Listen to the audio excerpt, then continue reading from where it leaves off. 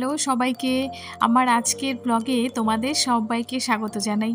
তো বন্ধুরা, এখন সকাল ৮টা বাজে আর আমি রান্নাঘরে ঢুকে গেছি। তো রান্নাঘরের তরকারিগুলো তাড়াতাড়ি কেটে নিচ্ছি। সবজিগুলো যদি আগে কেটে নেওয়া যায় তাহলে রান্নাটা কিন্তু খুব তাড়াতাড়ি হয়ে যায়। তো সেই জন্য আমি সবজিগুলো মোটামুটি কেটে নিচ্ছি আগে, তারপর রান্নাটা বসিয়ে দেব। তো আমি ভাত বসিয়ে দিয়েছি আর এদিকে সবজিগুলো কেটে নিচ্ছি। এখানে আমার কাছে একটি কাঁচা আম ছিল, তো কাঁচা আমটিকে আজকে চাটনি করব।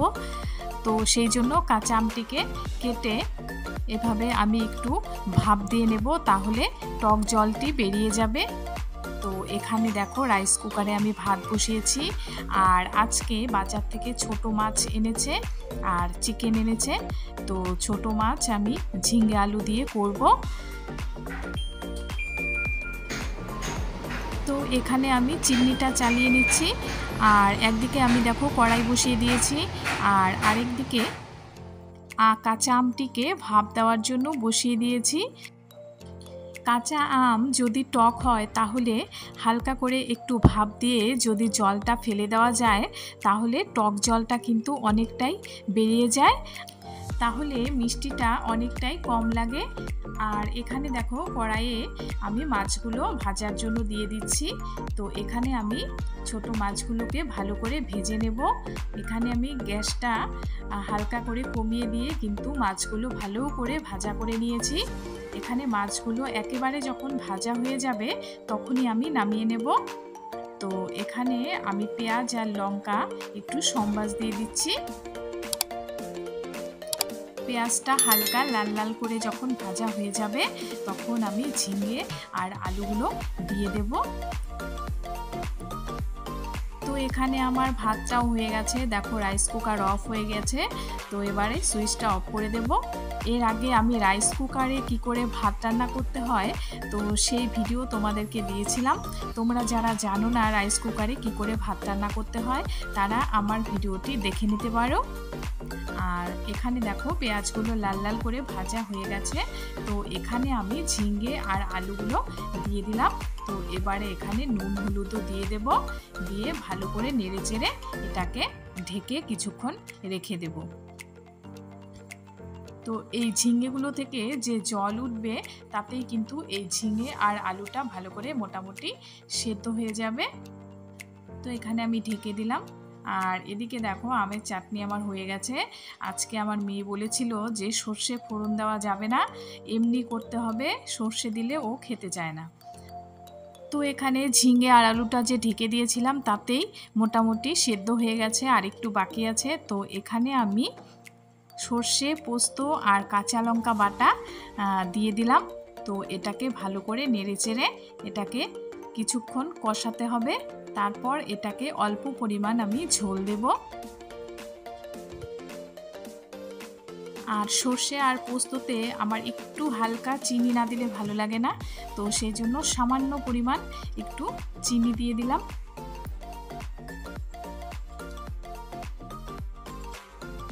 তো এটাকে কষানো মোটামুটি হয়ে গেছে, তো হালকা করে জল দিয়ে দিলাম। আর মাছগুলো যেহেতু ভালোভাবে ভাজা করেই রেখেছি তাই এটা যখন বলক উঠে গেছে তো এবারে মাছগুলোকে দিয়ে কয়েকটা বলক দিয়েই কিন্তু আমি নামিয়ে নেব। এবারে হয়ে গেছে আমার মাছের তরকারি। আর এদিকে একটি বেল এনেছিল বাজার থেকে, বেলটি একদম গাছ পাকা ছিল। তো এটিকে আমি এখন শরবত করে দেব। সকালবেলা বেলের শরবত খাওয়া কিন্তু খুবই ভালো পেটের পক্ষে। যাদের পেট পরিষ্কার হয় না তারা যদি প্রতিদিন বেল খাও তাহলে কিন্তু খুবই ভালো রেজাল্ট পাবে। আর বন্ধুরা, আমাদের স্কিনকে ভালো রাখার জন্য পেটকে ভালো রাখা সবার আগে প্রয়োজন, কারণ পেট ভালো থাকলে তবেই কিন্তু আমাদের স্কিন খুব সুন্দর চকচকে থাকবে। তো এজন্য আমাদের কিন্তু পুষ্টিকর খাবার খেতে হবে।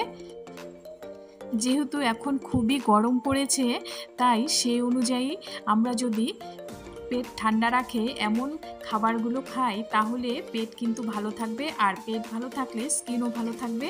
আর এর আগে বন্ধুরা আমি অনেক ব্লগেই তোমাদেরকে দেখিয়েছি কি খেলে স্কিন ভালো থাকবে, আমাদের ত্বক চকচকে থাকবে। তো এখানে বেলের শরবতের মধ্যে আমি চিনি দিয়ে দিয়েছি। তো এটির মধ্যে চিনির বদলে তোমরা কিন্তু তাল মিশ্রিও ইউজ করতে পারো, তবে তাল মিশ্রি দিলে তাল মিশ্রিটা কিছুক্ষণ ভিজিয়ে রাখতে হবে, তাহলে তাল মিশ্রি গলে যাবে আর চিনি খেলে যে ক্ষতিটা হয় সেটি হবে না। তো এখন আমার সকালবেলা সেই সময়টা ছিল না, সেজন্য আমি চিনি দিয়ে দিলাম। তো এবারে আমি বেলের শরবতটা আমার ছেলে মেয়েকে খেতে দেব। এটি হয়ে গেছে, এটি ভীষণ সুস্বাদু হয় খেতে, আর পেটের পক্ষে তো ভীষণ ভীষণ ভালো। বন্ধুরা, অনেকেরই যাদের পেট ঠিকঠাক পরিষ্কার হয় না তারা অনেক কিছুই খায়, কিন্তু তারা যদি বেল খায় 1 মাস কন্টিনিউ যদি প্রতিদিন সকালবেলা খালি পেটে এই বেলের শরবত খায় তাহলে তাদের পেট কিন্তু অনেক ভালো হবে।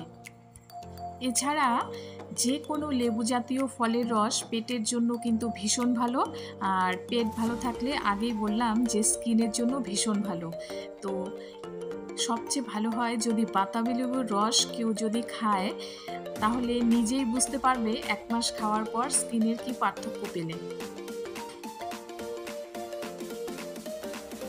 তো এবারে বন্ধুরা আমি চিকেনটা করে নেব। চিকেনের মধ্যে আমি নুন হলুদ দিয়ে দিচ্ছি।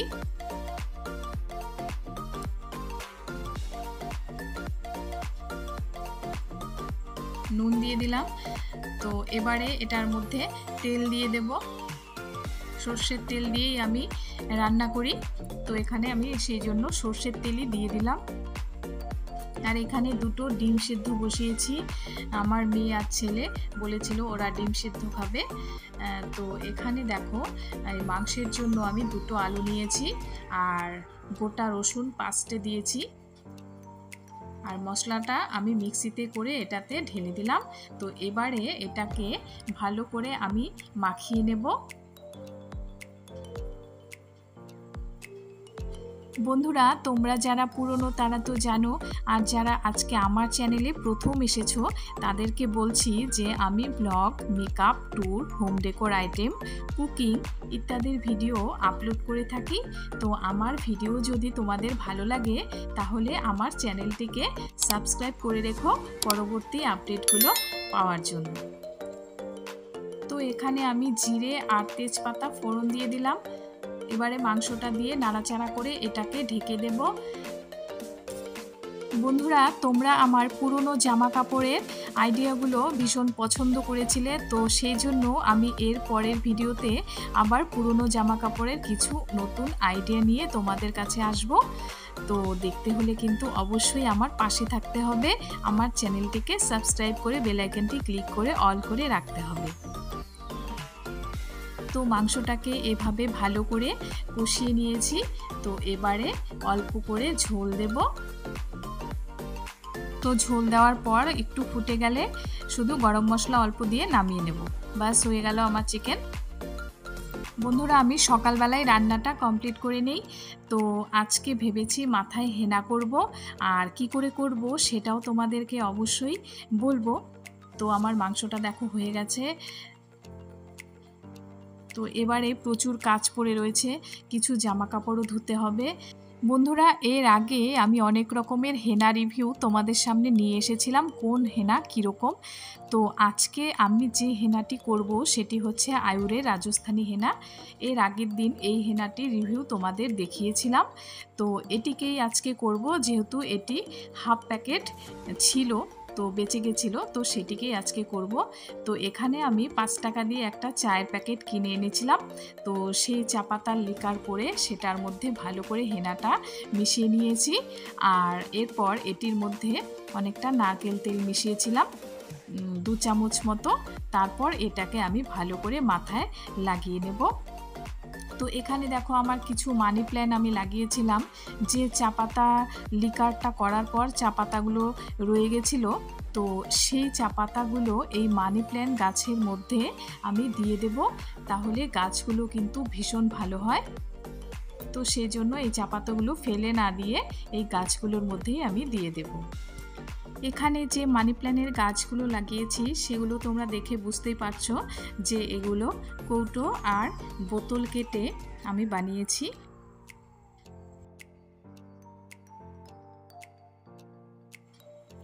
তো বন্ধুরা, কেমন লাগলো আজকের ভিডিওটি? যদি ভালো লেগে থাকে লাইক কমেন্ট শেয়ার করতে কিন্তু ভুলো না। এরপর আমি আরও হোম ডেকোর আর পুরনো জামা কাপড়ের ভিডিও নিয়ে আসছি, তো আমার পাশে থেকো বন্ধুরা। তো আজকের মতো এই পর্যন্তই, আবারও দেখা হচ্ছে অবশ্যই নতুন কোনো ভিডিওতে। তো আজকের মতো টাটা।